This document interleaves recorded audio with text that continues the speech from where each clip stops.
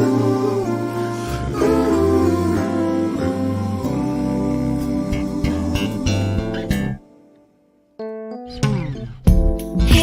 baby, let me stay. I don't care what your friends all have to say.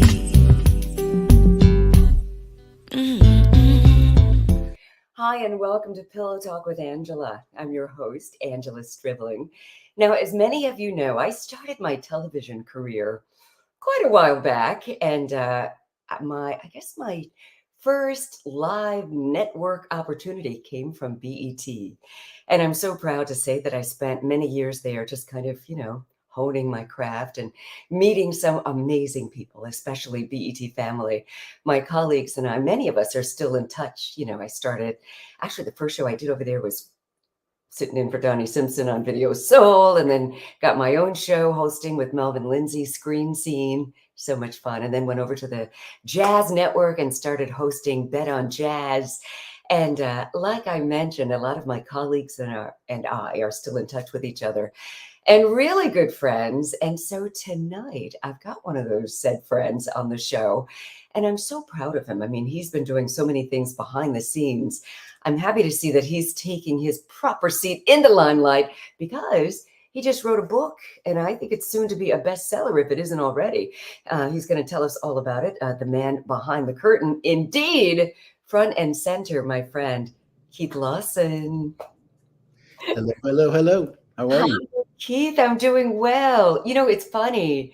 Back in the day when we were working together, who knew that we'd still be in the business this long, Right, right. right? That's amazing. It's amazing. It's a blessing to be able to do anything in any field for, we won't say exactly how long that's We been. don't have to. But it's been a while, and it's a blessing to be still here, able to still work in this business and do Yeah, what we love creatively. I totally agree. And there are so many who are not, I guess in any profession. Sometimes you just have to do what you have to do in Yeah, order to survive. So it's a blessing when you can do what you love and make a decent living at it, right? that is true. That is true. It is So definitely a blessing. I want to talk to you about your book. And when I was reading it, there was one thing that really stood out to me because I'm, a big champion of people surviving domestic violence, Yeah. abuse. Mhm. And, you mentioned in your book that you were a part of that. You were a victim or someone close to you was a victim. Do you want to talk about that? Yeah, absolutely. A lot of what I attempted to do in this book is really unpack some things about my life and sort of how I got from where I started to where I ended up or where I am now, because this isn't the end. So where I am now. So, and growing up in Baltimore, it was definitely a struggle, and from a family standpoint, um, my dad, battled with alcoholism, and he was, like many people, a different person when he was unregulated, as I call it.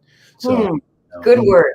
he was a person that he was creative like us, and didn't get a chance to do what it was that he thought he wanted to do with his life. My dad was a singer, had opportunity to do some things, and then had to do some stuff that was more the family stuff. My mom at 19 got pregnant, couldn't go out, and then once he decided he was going to stick it and do the family thing and not do his dream, he just became somewhat bitter. So he would go to work, and if he toward the end of the week, he, Friday night, he get off work, he has some drinks, and he come home, and you knew what mood he was in when he came Right. home. And for me as a kid, probably being, I don't know, maybe 5 years old, it was confusing, it was scary, it was a lot of things, and it was just some survival on a day-to-day basis, because he'd come home unregulated and he just want to fight. He Mm, want to yell with somebody. He want to hit something. yeah. So that's what the youth started out looking like for me, until my mom, basically being who she was, had enough and said, "We're out of here." Yeah. Yeah, that's tough. I mean, that's really tough. I mean, as a kid, you have nothing in your brain to process your parents fighting and Hmm. your father, the big, strong father figure Hmm. hitting your, soft, sweet mom. Hmm. And, unfortunately, I know exactly what you're talking about because my father had the same issue. And, Hmm. and my mom, God bless her heart, was so little and frail. And, but it was a thing Yeah. that, especially in the South, my dad was from Hmm. the South, and a lot of them were just so dominant. I'm not saying that every man from the South was like that, Right. but you hear a lot of stories about, they were very strong in the household. Do as I say, Yep. don't talk back to me and I'll hit you. And my Exactly. mom was not ready for any of that. And so that made him even angrier. And so, to share, you're not the only one that, that happens with a lot of people. And I wanted to talk about this because around the holiday season, it seems to be escalated for many reasons. The finances, just like you were saying, your dad would go out on the weekend, have too many cocktails. Well, over the holidays, the cocktails are flowing. Yeah. Yeah. And a lot of what I find, just looking back with an adult lens, is that a lot of it had to do with pressure. Pressure. Holiday puts a lot of pressure on people. That's why suicide rates go up, rates Yes. of depression go up. You start to think about your life in this one instance, like not being able to do whatever that is for the holidays is a testament to who you are or where you are with your Right. life, and it can bring additional pressures and makes it tougher, and especially if you're already prone to domestic violence or whatever that is, then it makes it a lot more you know a lot more challenging, let's just say that. Yeah, exactly. I mean, and you hear about this every year. You're watching the news and you hear some crazy story about domestic violence, Mm-hmm.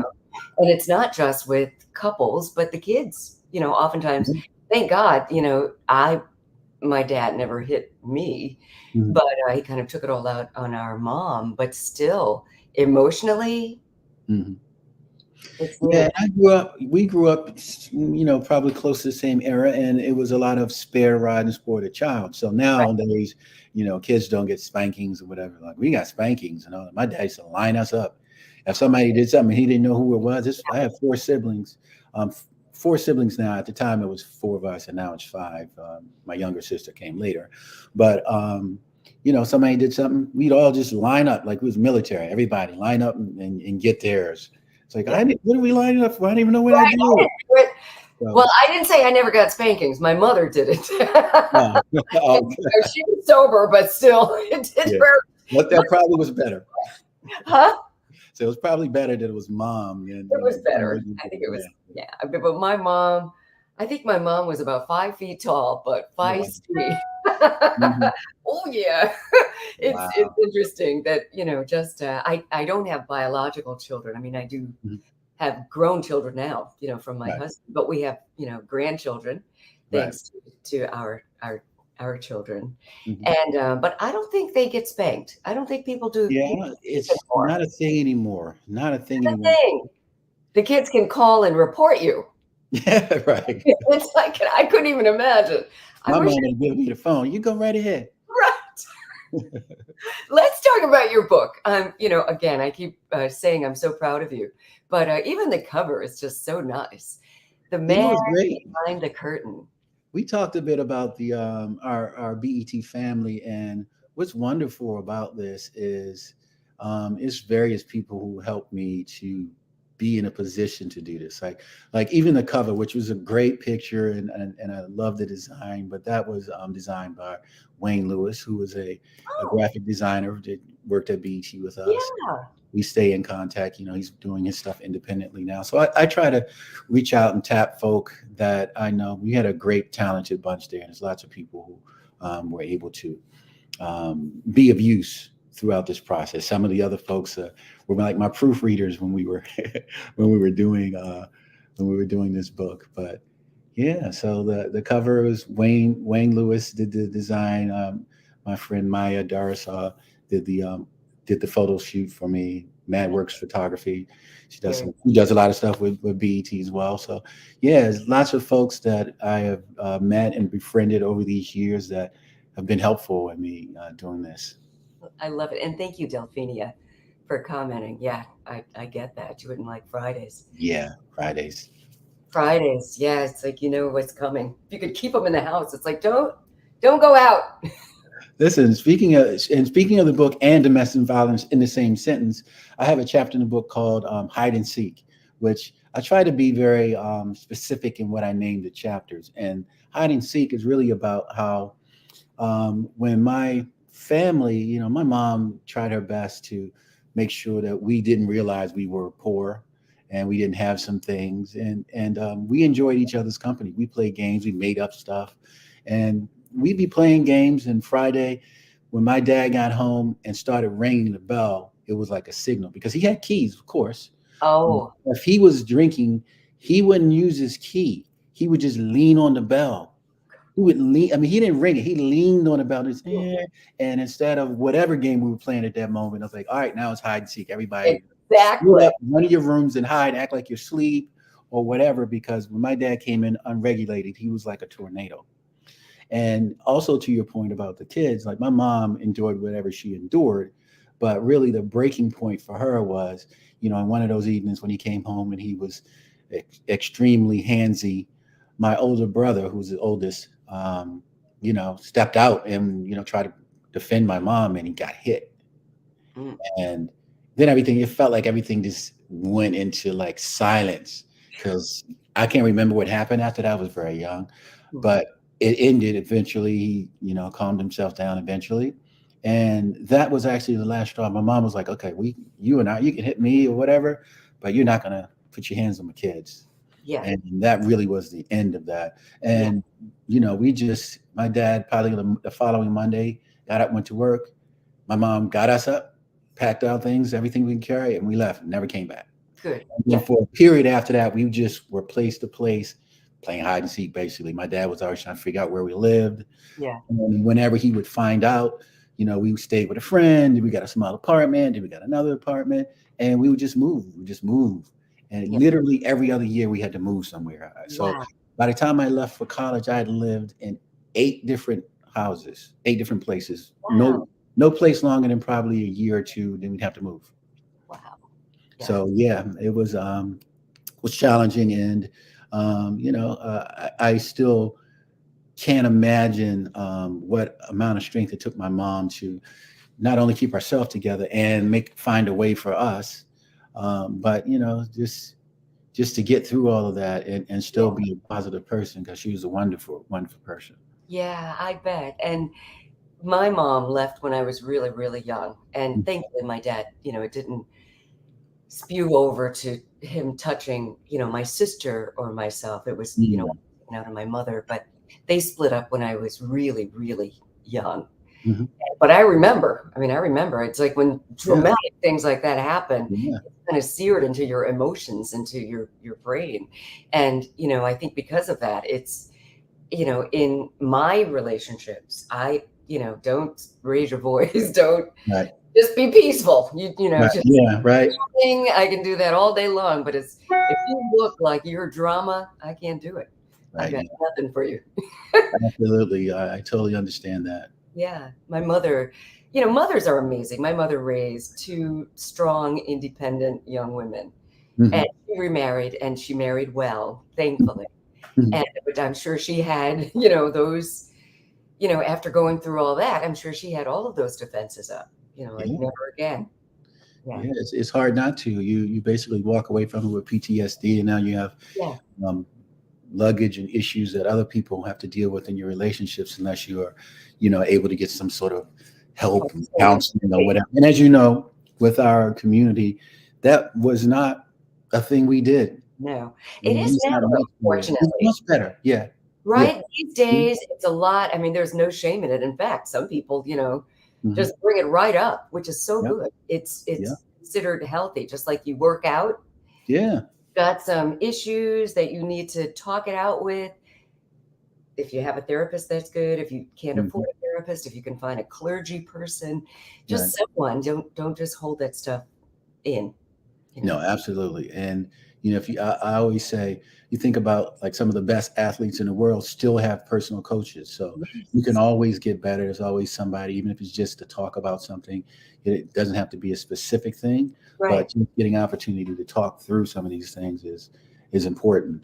So It and in all fairness, though, I have to say a lot of it is also economics because in that time you're trying to figure out how you're going to pay for food for the week.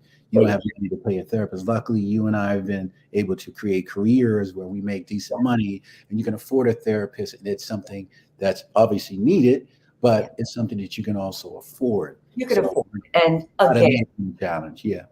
yeah, it could be challenging, which is why, I mean, if something goes on, just like in any relationship, if you don't bring it up to your partner and it's something that just really affected you, Mhm. it's not going to go anywhere. It's in Right. there, it's going to fester, and Yeah. it's going to show up in some kind of way, Yeah. likely a way that you don't want it to. And Yeah, so, absolutely. one of the things I love about Pillow Talk with Angela is that we get people talking, people who are Mhm. listening now and might be going through domestic abuse. Yeah. As you know, a lot of partners, those who are being abused, don't leave because they feel I don't have the finances to take Yeah. care of myself or my children, so I'm stuck. But the good news is that you're not stuck. There are Right. so many resources out there available. And, your abuser doesn't want you to know that. They're going to try to make you feel like you're nothing without them. You can't survive Right. without them. Right. Mhm. So many people do and are so much stronger, which is why I posted this telephone number. This is just one of many numbers that you can just get away and call and take that first step. So, Keith, thank you for just talking with us about that. It's a delicate topic, It and is. It there's is. so much shame that's Mhm. around it. I mean, it took me years to be able to. Mhm. Mhm. I wasn't even the one who was the victim, but my mother was. Right. And I just didn't want people to judge me based on that, Mhm. and so I'm just so happy that you were willing to talk about it, as, so many other people who have come on this platform to say, "You know what? Yeah, that Yeah. happened." Mhm. I've had victims, of domestic violence, in the couple who have come on and talked about it and talked about how difficult it was for them to really reach out. And people have reached out to them and they'll deny it and say, no, no, no, no, no, he's Yeah. fine. Protect the person who's doing the abusing. Isn't Uh, that interesting? yeah. So interesting. It's so interesting. One of the things that I found out over this journey of discovery and et cetera is like whenever you start to share, it opens up a line of communication because other people who've been afraid to share then start going, you know what, that actually happened to me, and so forth. So it's been a gradual realization that just sharing some of these experiences, et cetera, is not necessarily just for me. It's for Right. the communities, for folks to understand that they are not by themselves.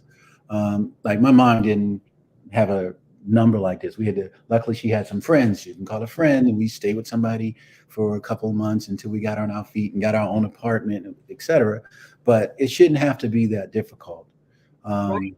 Yeah, it shouldn't have to be that difficult. Yeah. That's beautiful. I mean, your mom had her friends. We had my grandmother. And Mhm. I told you my mom was 5 feet tall. I think my grandmother was about 4'10". Oh, wow. Dad would not dare. But she was feisty. Yeah, Yeah, that was our sanctuary. that's You know, amazing. it's amazing. And, just finding shelter, whatever whoever's watching, whoever's listening, because this will be on radio this weekend all over the country. And so people listening, just know that you're not alone. And, the shame, just take that right out of the equation because there's nothing to be ashamed of. And trust me, you are not the only one. So many people have gone through this, but they've gotten to the other side. But you Yep. have to step out there on faith and just know no matter how scary, how frightening it might be in your environment right now, they try to convince you that you'll never get away from them, but Right. trust you will. Yeah, you definitely will. Now, Keith, I know your book is not only about domestic violence, No, so no. you talk about so many other things, and this, I this is do. the thing that piqued my interest because I wanted to get this out there during the holiday season. But what led you to write this book? I mean, I know you've been the behind the scenes guy and Mhm. the man behind the camera and helping so many careers. Ah. So talk about that. Talk about the people you've helped and what made you write the book. So a couple of things. I'll say what I my experience of the book is, and then I'll tell you about what made me do it. So my experience of the book is speaking about, as we talked about the domestic violence thing and some of those other things. It really is a story of how, like, how did I get here? You Mm, know, me coming from Baltimore, not knowing anybody who did it, was in TV or et cetera, and not having a mentor, role model, anything like mm. that. I was always a STEM kid. So I was great in science, math, all of Oh, that as a STEM kid. nice. Never had any idea that any of this would be anything I'd ever do. Now, contrary to some people that I've met over my years and befriended, like my good friend Billy Woodruff, who from the moment I met Billy knew what he wanted to do. He didn't know how he was going to do it, but he just knew what he wanted to do. It's like, we'll worry about the how later. I'm going to be a star. That's what he said to me first time I met him. I'm going to be a star. I said, okay, that sounds rather non-specific, And but he is. He's a star. okay.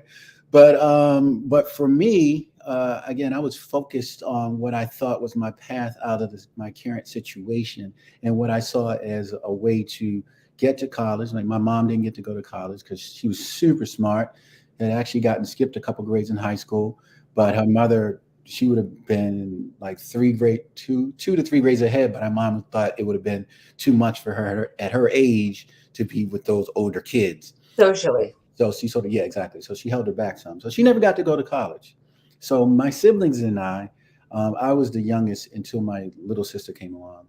We were the first generation to be able to get to school. My brother was getting to college on a basketball scholarship, and then my sister Julie, who's a year under him, got to college, and my sister Melanie, who's a year under her, got to college. And for me, my brother didn't finish because he fell off and into other things, and the draw of some of the Baltimore life pulled him back to Baltimore, where he wanted to be running the streets with those guys, which he, obviously regrets these days. But he's able to make a circuitous path to back to good.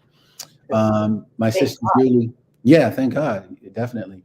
And a lot of what he learned, I've been able to apply in my life and share with my kids, and when they ever, get off path sometimes. My Mhm. sister Julie started at Towson, and then she actually got pregnant and discontinued, but she eventually went back and finished. Good girl. And then my sister Melanie started at Towson, but she didn't finish. So it was really up to me. I only went straight through. So I got to University of Maryland. But again, doing engineering, I was on a mechanical engineering scholarship. Nice. But I met Billy Woodruff at University of Maryland. And Oh, yeah, yes. And part of this story, like I said, I'm bouncing back and forth a little bit, is that what you do in life, a lot of times you do what you know how to do, or what you think is the thing to do. But when you find the thing that is really what you're here to do, it is really incumbent upon you to do that thing. And a lot of people don't really get to do that. So flashing back to my dad, one of the reasons, and this is me thinking as an adult about things that happened to me when I was 5, but now unpacking that as an adult, and I should say my dad died at 38. Like, oh my goodness. so I'm once sorry. my mom and dad separated, they never actually divorced, but we never were together again. Okay. And what I found out in unpacking the story is that what he wanted to do, he was a singer and couldn't sing. He was supposed to go, he was big in the doo-wop scene, big part of, I talk a little bit about the Baltimore doo-wop scene in the book, but he wanted to be a singer. He was supposed to go on the road. He just made some big breaks with his band, and my mom got pregnant, so he couldn't go. So he Mm. was very bitter when he saw what was happening. He ended up opening a barber shop right in the middle of the Arts District. So Wow. he every day sat at work cutting hair, looking out the window and Oh, seeing Cab Calloway and oh, illustrating, going to the Royal Theater and performing, and basically his life outside of that window. yeah. People living his life, and he felt trapped. So he was very bitter and angry. And it comes back to this point, which is when you find out what you're supposed to do, you have to do whatever you can to try to do that thing. So for me, I had all these entertainment things that were happening around me, and I never realized that was the universe going, hey, over here, this is where you should be. Because for me, I know all of the stuff we went through with my mom, and finally getting to school on a scholarship and saying, look, I'm good from here. You don't have to worry about me. In fact, if I get extra money, I'll send it home to you. I'm not calling home for money. Oh, But exactly. but to that point, once I got in and I was doing my classes, I was always doing entertainment stuff on the weekends or in my spare time. I'd study thermodynamics and multivariable calculus until 10 o'clock. Then I started making a mixtape. Doing Yeah. the stuff you really wanted to do. Right. So the stuff that that I would do for free, but I knew at that time I couldn't say, hey, mom, I know you sacrificed and did everything to make sure I got to college, but yeah, I'm going to be a DJ. Right. Would not have played well. No. About this engineering thing, yeah, that's good and everything, but I'm a DJ. So Exactly. I never thought of it as a thing that I could actually do and make money. And that's the mistake that a lot of people make. Like if whatever have passion about and whatever you're driven to do, if you really put your time and energies and effort into it and all in, do that thing, I find that the money will find you, or your career path will find you. So when I finally, with a little bit of nudging from Billy Woodruff, started to work in the entertainment, actually work in entertainment, I was still at an engineering consulting firm, and I was like, hey, every Friday I'm rushing out of work to go do something with Billy, to go on the road to do a press kit for In Vogue, or to go try to do a video for Epic Records or whatever. Yeah. And eventually, when I started seeing that I can almost make what I'm making here at BT, and if I put all of this energy that I've been putting into this thing that I'm just doing, That part. then that's what happened. So I ended up leaving and I misspoke. I said BT. I was still at the engineering consulting firm. So when I left the consulting firm, I started working with Billy, doing music videos and press kits, and then I came to BT. Okay. So that was the thing. The moment when I said, "Hey, I can actually do something that I am passionate about, and be a little fearless." Because again, you got to be uncomfortable. Not on faith. Yeah. Got to be uncomfortable sometimes in order to grow. And once I started doing it, I realized that was a message that had been trying to get communicated to me for all my life, even going back to my dad. It's like, hey, that's my dad. Wanted to be a singer. Why is he upset? Because he couldn't be a singer. I had cousins who were in bands, and then the Billy Woodruff thing and so forth. So he helped me be a little bit more fearless and go ahead and step out on faith and realize that there's more than one path to success, and nobody should be able to dictate that for you. Exactly. And I mentioned that there were people that you Yeah. helped find Yeah. success. I know one is one of my dear friends, our former colleague, Ananda Lewis. Ooh, you'll like this story then. Yeah, tell me the Ananda story. So- But wait, before you tell me that story, I just wanted to mention, that there were others that like Madonna, Bruno Mars, Puff Daddy, P. Diddy, whatever you want to call him. Yeah. Poor Daddy. He's going through it right now. Yeah. he's Robert amazing. Townsend, TLC, just lots of people that you Yeah, work with. lots of cool things. Chucky Thompson. Yeah. It goes on. Ananda is important in that you asked me what made me want to write a book. So Ananda was one of the things that actually was a trigger to me finally sitting down and writing this book, because over these years, lots of things have happened, very interesting stories, funny stories, exciting stories for people outside of this business who would go, oh my gosh, that's such a great story. You should write a book. Everybody. I'd always say, what, someday maybe I will. Someday I'm going to write a book. Someday I'm going to write a book.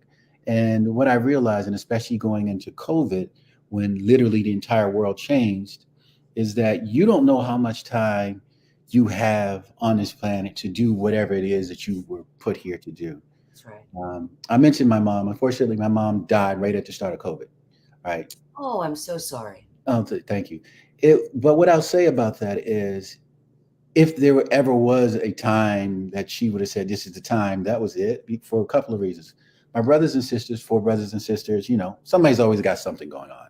Yes. It was one time we were all good. It was just like we were all good. My mom was in a good space. We were all good. And she would have hated COVID.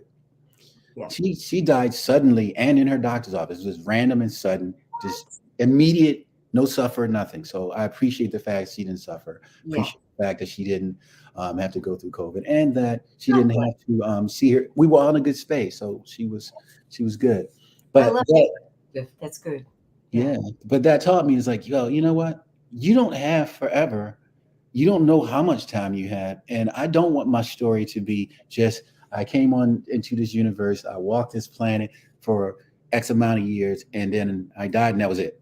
Like, what did I leave behind? What did I leave behind creatively? What did I leave behind in any sort of way that's going to be helpful to other people? Yeah. And I want this to be a story that continues to be told once I'm not here. Not just this book, but just my story, who people have affected, what I've done, how I've, affected the universe. What did I do to make the universe a better place than before I came? And Mm, even if it's just something creative, or if yeah. I've helped somebody who then went on to do some things. So That's so beautiful. that was part of it. But back to Ananda, I realized I have a good friend in my barber. Most people in the Black community have barbers and know that the barbershop experience in the Black community is very interesting. So my barber, Wesley Williams, has been my barber for well over 20 years. It might be as long as I've been at BT. You go to Wes's shop, it's hilarity. He's always telling crazy stories. And I remember sitting in his chair, and I picked up a magazine, and it was an Essence magazine, and it had Ananda Lewis on the cover. Oh, nice. And as I'm flipping, it was a I beautiful, remember that cover. Yeah. yeah, it was a beautiful picture of her. And I picked it up and I'm flipping through because, I knew what a lot of other people didn't, is that I actually discovered her. I did not know that. Yeah, so I said, you'll like this story. So, but reading the story, it said, how did you get your start in the music industry, in the TV industry? And she said something like, a friend of mine told me about an audition at BET. I did the audition, I got the job, the rest is history. Great, unless you know the real backstory, which is my partner and I, at the time, we were managing Bunch Americans, who had a nice run in the market, and nationally too. They were charting, and this group KO Productions, who were on the radio on a local station too, and doing some good stuff, doing remixes, and they had a song called "The Booty Call." We got an interview on the campus of Howard University with a college-based entertainment program, and the guy that did the program was not available, and he said, "I'm going to send my associate," and it happened to be Ananda. That wasn't a name she gave us at the time, but she was in an outfit. I couldn't tell what she really looked like. She was totally covered up. I could see her face, but that was it. Couldn't tell what she looked like, but I remember she had this presence. I'm like, wow, she's really interesting. And she was young. She was like about 19. It's like, wow, she's very interesting, and she's got great presence. So we did the interview. We finished. And over the next week, I'd reached back out to the guy whose show it was and asked if I could get her contact, because my mind's spinning now. I'm like, Nice. I think I can do something with her. He wouldn't give me the number. He just wouldn't. He kept saying, "Oh yeah, I'll get it to her. I'll give her your message." Because she's so beautiful. He probably got that all day long. So he never gave her the message. I finally gave up and moved on, because at this time I was not only working at BET, I was writing for Video Soul by the time. Oh, wow. And PA. But I started simultaneously managing artists. So I was managing, like I said, Boing Americans and KO Boys, etc. So I'm focused on that. I run into her again, maybe 2 months later, on a video shoot, and she was one of the extras. And I was like, "What are you doing here? Like, why didn't you call me?" And she said, "What are you talking about?" And it was clear that she had no idea that I'd been looking for her. Goodness. So we ended up talking, we exchanged numbers, and I said, "Look, I think I can do something with you, right?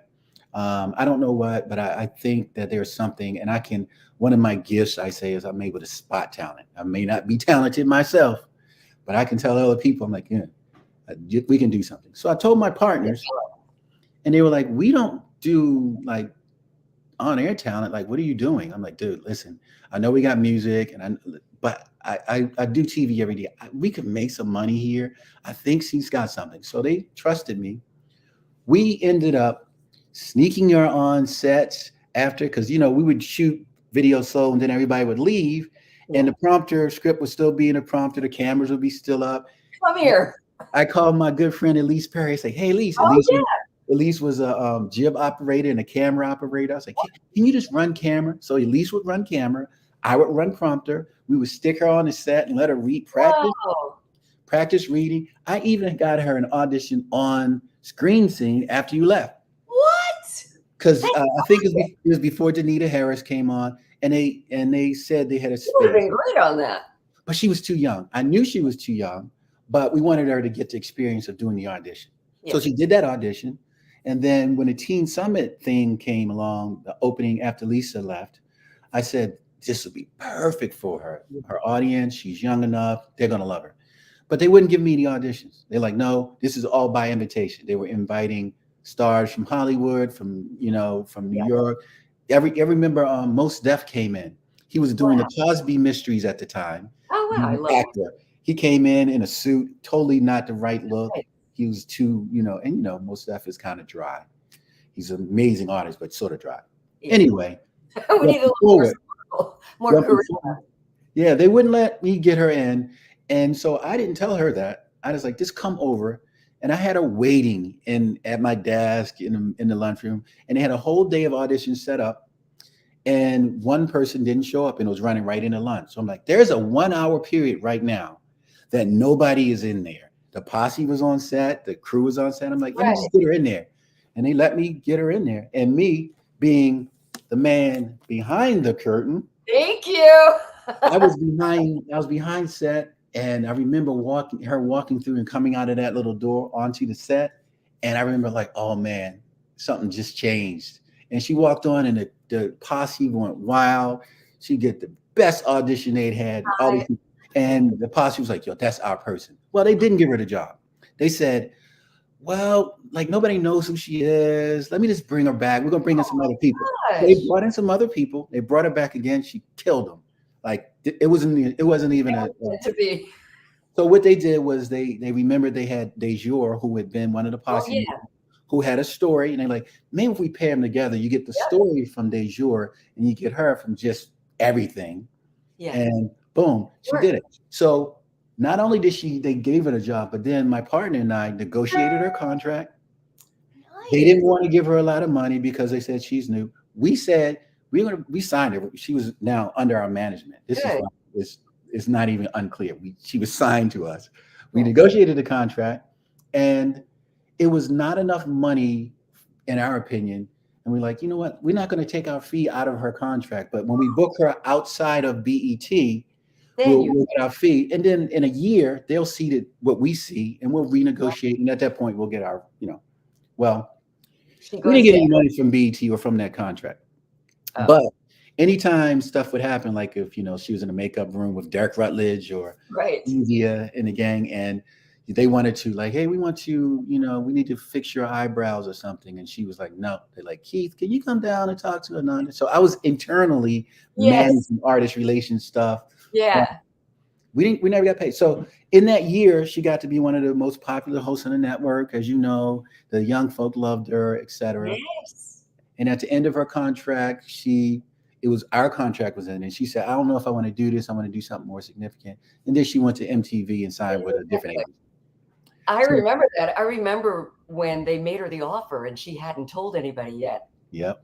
And so that's the thing. So when I read this and it says, a friend told me like, no, this guy found me on the campus of Howard, taught me, brought me and gave me practice, did my demo reel. Let me just mention that, because the stuff that we did, Elise and I, we kept getting clips and then we cut that into a demo reel, which is what we use to get the Screen Scenes audition and the Teen Summit audition. So at that point, Wes, being Wes, said, hey, isn't that your person? And I'm like, isn't that one of your people? We're like, yeah. He goes, well, you're really the man behind the curtain. Nobody even knows you're there.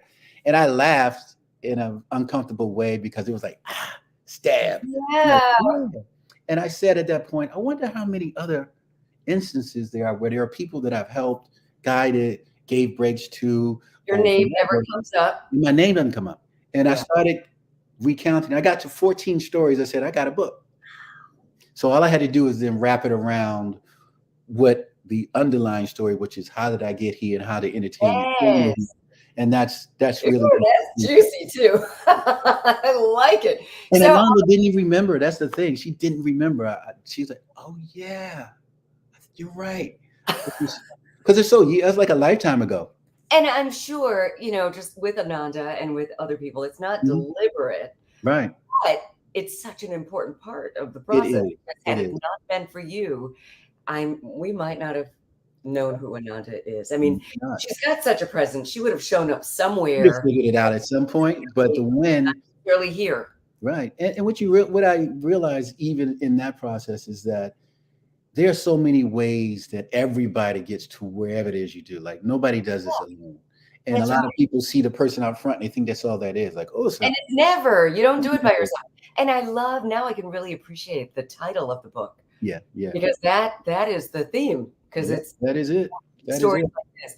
So Keith, I know we've gone, longer than I said we would, but Oh, sorry. thank you. I mean, this is so good. I'm so, so proud of you, sincerely. I mean, who knew back then, just, passing you in the halls of, Right? BET University. Exactly. Exactly. That's what it was. You know that. Like Yes, we in just many created. ways, it Mhm. definitely was.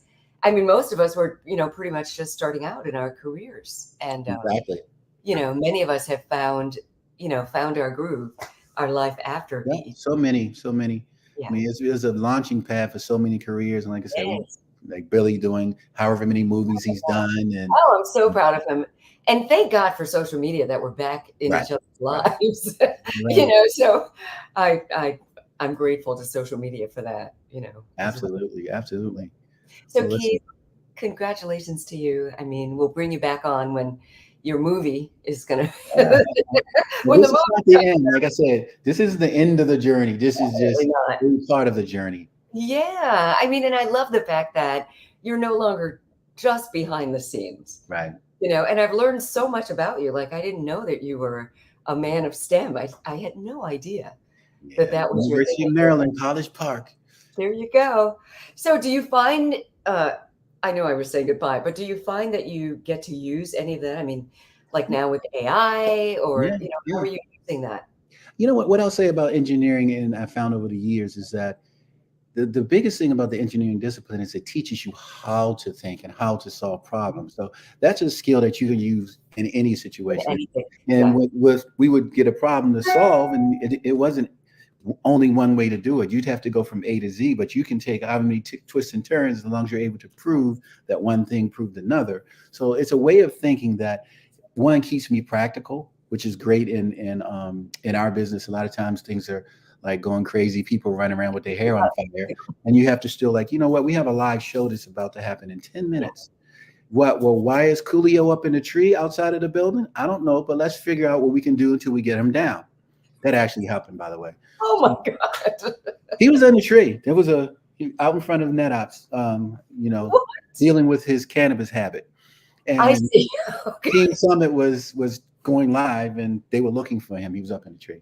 But we had, it's like, hey, do this. Let's reorganize the show a little bit. Let's start with this. Let's keep it moving. We still have to put something on the air right now. So the practical thinking keeps me in a lot of places losing my mind. Oh, it definitely helps. Now, okay, here I am. That Oh was my, your phone saying we've gone over time. I think so.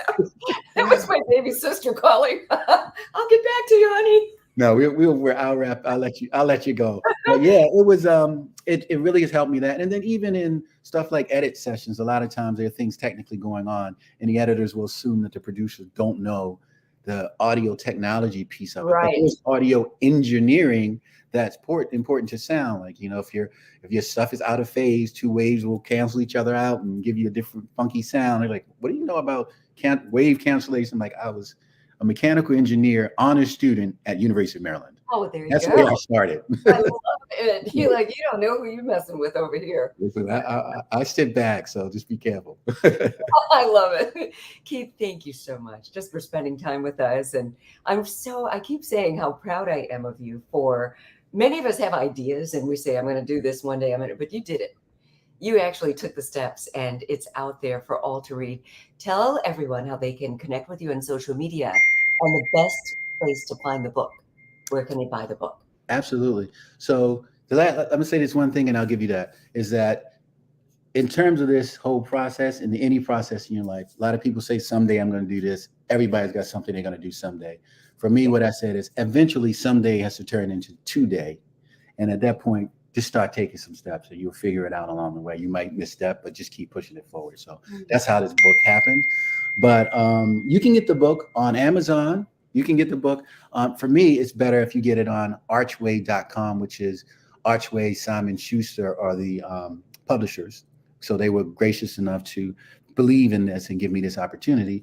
But also on my website, which is iamspartacusmedia.com.